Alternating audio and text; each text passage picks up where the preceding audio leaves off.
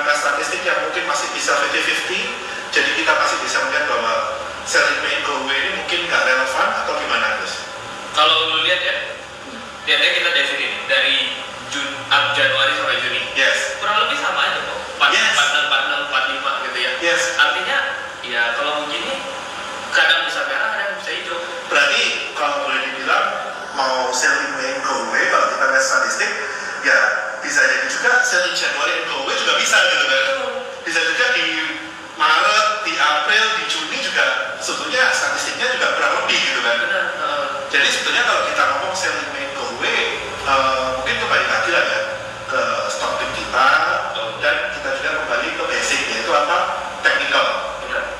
Ya. Ya jadi ya intinya mau ISG-nya kemarin apa nih Februari plus apa? Ya ini April nih plus 1,6. Kalau kita megangnya Arto juga kacau kok. Kalau kita salah pilih barang, mau ISG-nya plus berapapun, tetap di bawah RP, tetap nangis kan? Kalau pegang ESA juga berantakan.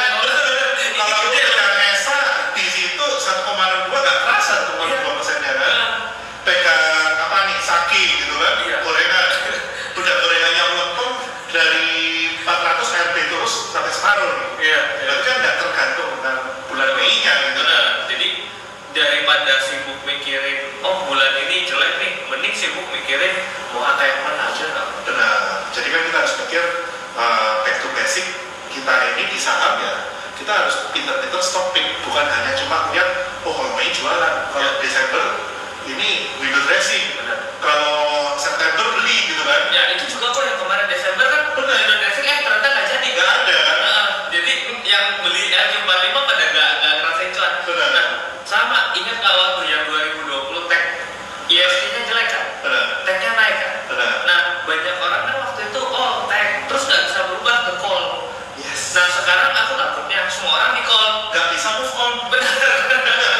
Sekarang akan ada perubahan di call yang mungkin turun. Nah berubah kemana? Nah kita kan ya namanya di market harus Bisa dinamis lah. Betul. Karena kita ini kan nggak bisa menebak arah market 100%. Yang bisa kita lakukan apa? Kita harus fleksibel. Benar. Kita bisa adaptasi. Benar, kita harus adaptasi. Kita nggak bisa strict. Kita ngomong teks sekarang jelek, ya nggak akan selamanya jelek. Kalau nanti waktunya masuk ya kita masuk kayak agro. Ya. Udah bagus ya, kenapa enggak gitu kan? Ya.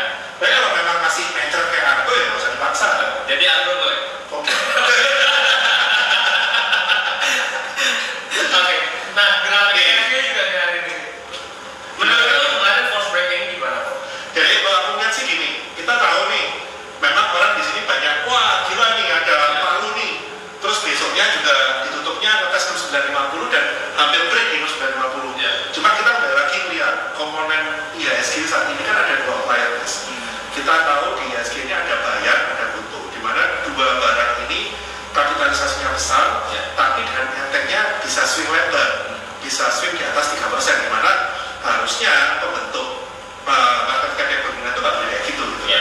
Nah jadi kalau bisa saya bilang ya, oke, kemarin ini saya confirm ini pasti false break.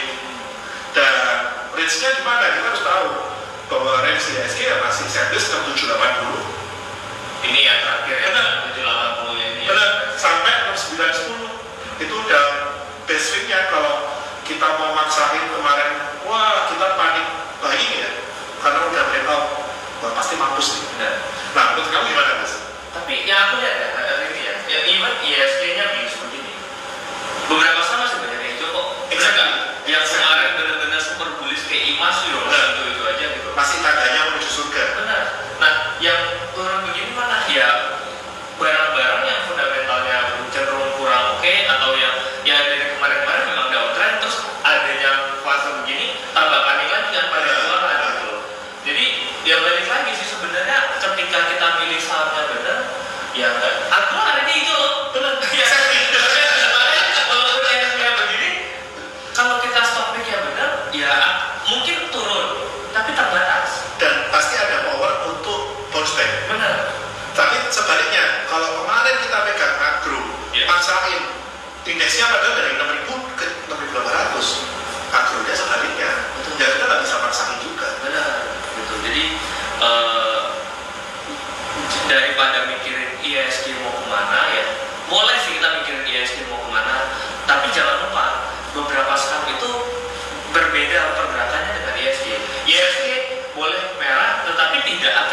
membuat semua saham-saham 700-an itu jadi merah. Kecuali kalau major crash, kita punya analisa seperti apapun ya kita nggak bisa ngikutin. Semua panic selling ya kita harus berani short gitu kan. Tapi kalau dalam kondisi seperti ini ya pintar-pintar kita stop pick harusnya cuan masih di tangan kan.